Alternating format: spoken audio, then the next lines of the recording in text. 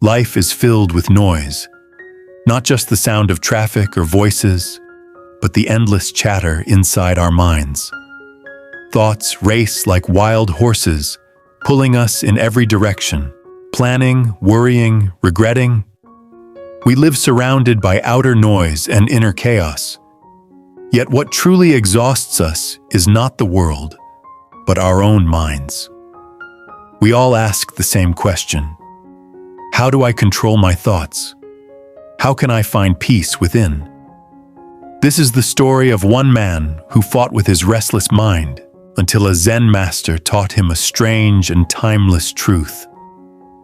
In a quiet village between mountains and a flowing river, there lived a man named Haru.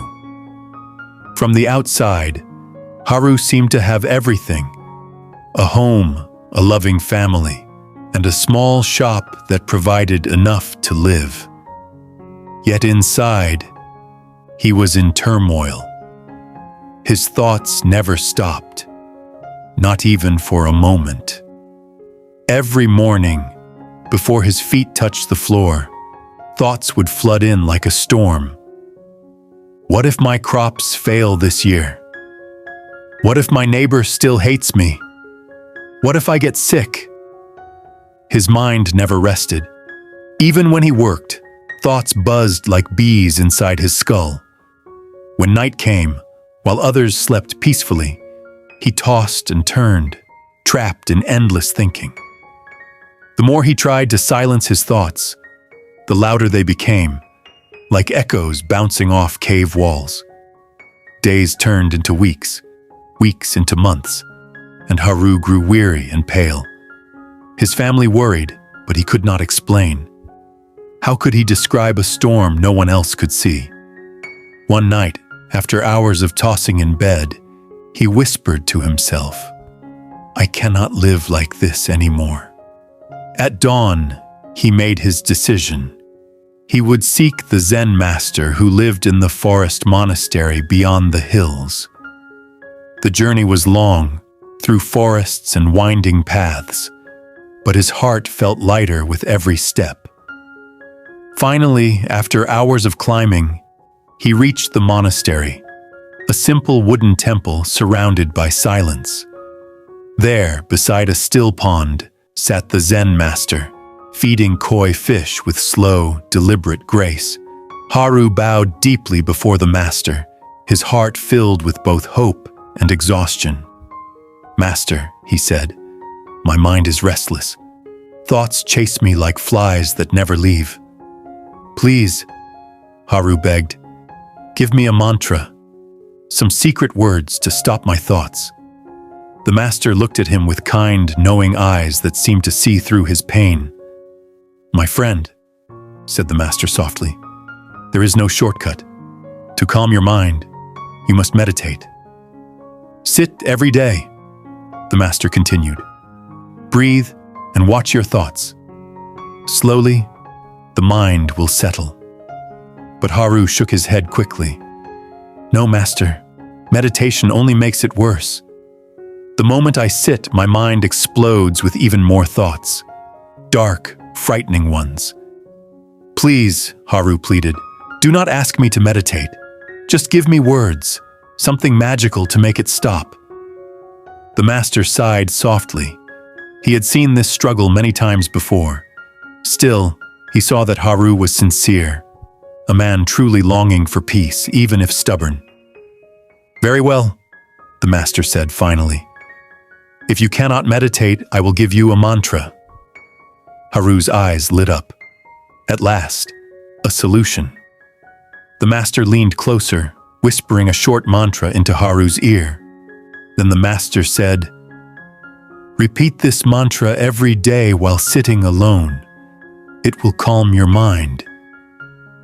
But remember one thing," the master added. "While chanting, do not think of a monkey." Haru blinked in confusion. "A monkey? Why would I think of a monkey? I have never thought of monkeys in my life. Don't worry, master, I will obey." With gratitude in his heart, Haru bowed and hurried home, eager to begin his new practice. The master watched him go, a quiet smile forming on his lips, for he already knew what would happen next. That evening, after dinner, Haru sat on a cushion in his room and began to chant the mantra. At first, everything felt calm.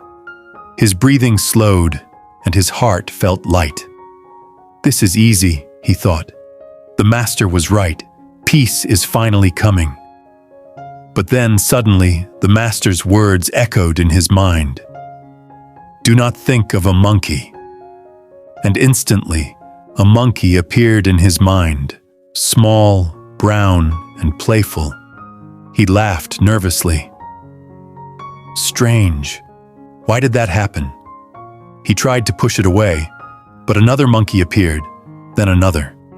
Soon his mind was full of monkeys, swinging, laughing, chattering endlessly. No, he shouted silently. Stop! I must not think of monkeys.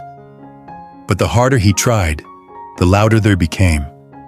They leapt, screeched, and filled his entire mind with chaos.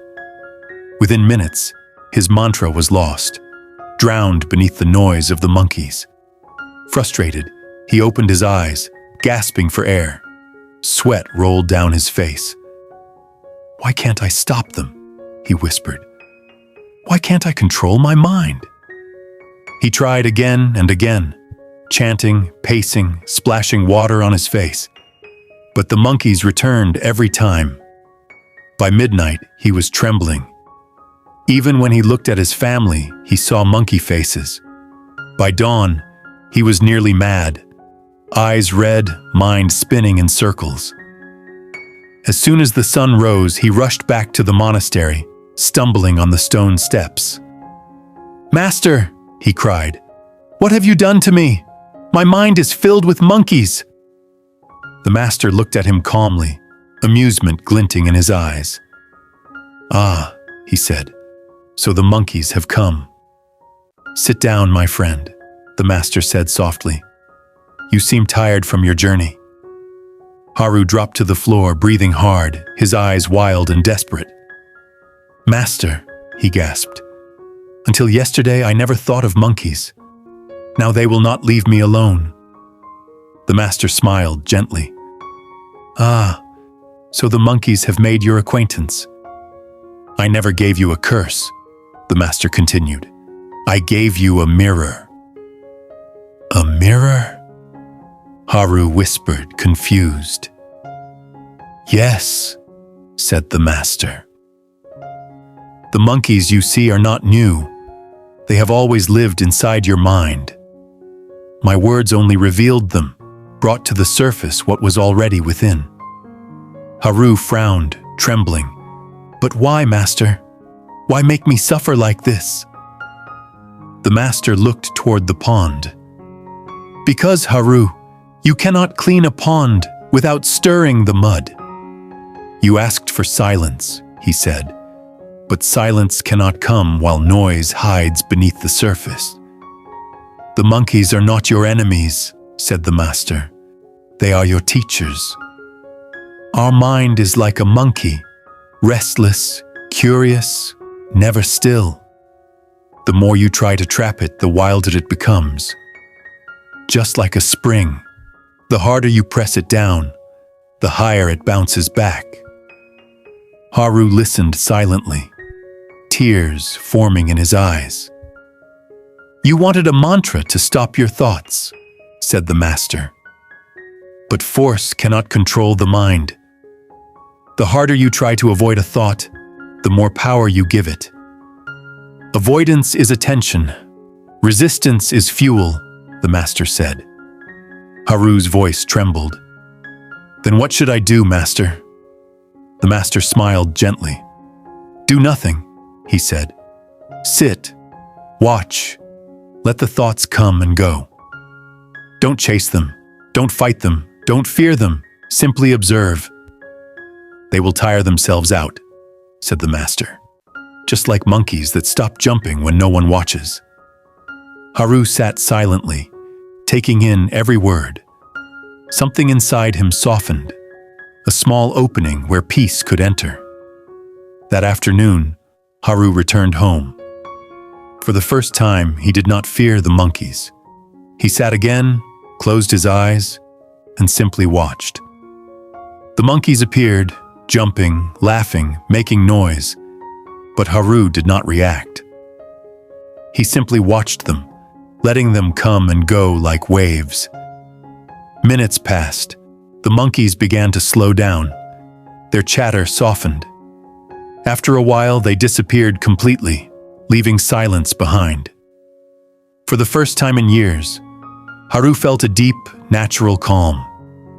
Tears filled his eyes, not of sadness, but of relief. "So this," he whispered, "is peace." The next morning, Haru walked through the village with a quiet smile. The same streets, the same people, yet everything looked different. The noise was still there. The world had not changed. But he had. That evening, he returned to the monastery and bowed before the master. "And how are the monkeys today?" the master asked, smiling. Haru laughed softly. "Still playful, master, but quieter. They visit, but they do not stay." Years passed, and Haru became one of the calmest men in the village. People began to come to him for advice, drawn by the quiet peace that surrounded him. When asked how he found peace, Haru would smile and say, "I stopped trying to silence my mind. Instead, I learned to listen, without reacting." Thoughts come and go like clouds across the sky. The sky never fights the clouds. It simply remains. He often told others the master's secret. The mind produces thousands of thoughts each day. Most are meaningless, echoes of memory, habit, and fear. When we try to stop them, we only give them importance. But when we let them pass, they fade naturally. One evening, Haru asked his master again, "Why does the mind love noise and resist peace?" The master smiled. "Because the mind fears emptiness. It thinks silence means death. But silence is not death," the master continued. "It is awakening. When you stop running from your thoughts, you begin to meet your true self. The awareness behind all thinking. That is who you really are." The master paused, letting the words sink deep into Haru's heart. The next morning, Haru meditated beside the pond. He no longer chased peace, he simply sat. Thoughts came, thoughts went, but they were like passing birds, no longer frightening. He realized the truth the master had always known. Peace is not created, it is revealed. And in that realization, his journey ended. Not in silence forced by effort, but in peace born from understanding. The master watched from afar, smiling. The student had finally met himself. The Zen master's lesson is for all of us. The human mind, experts say, produces tens of thousands of thoughts every day. Most are fleeting, many are repetitive, and some are heavy with fear or regret. We believe we must control them, to fight, suppress, or silence them. But the very effort to stop them makes them stronger. The secret is not suppression, it is observation. When you sit in meditation and thoughts seem to multiply, don't worry. This is a good sign.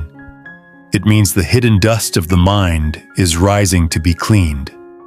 Just as a house looks messy when you begin cleaning it, the mind first appears chaotic before it clears. Keep watching calmly, and soon the dust will settle and silence will return. So, what can we learn from the story of the man and the monkeys? First, do not fight your mind. Resistance strengthens what you resist. Second, observe without attachment. Let thoughts come and go. They are not you. Third, meditation is the path, not to stop thoughts, but to see them clearly. And fourth, peace is natural. It arises when you stop struggling. Your mind is not your enemy. It is a playful monkey, curious and restless. But when you stop chasing it, it grows calm on its own. Don't fear your thoughts. Don't try to bury them. Let them drift like clouds across the sky. In this way, you will discover a peace that was always there, waiting quietly behind the noise. And so, dear listener, when the monkeys of your mind begin to dance, don't fight. Just smile, watch, and let them go. Thank you for watching. If you found this story meaningful, don't forget to like, share, and subscribe to join our journey in spreading more inspiring stories.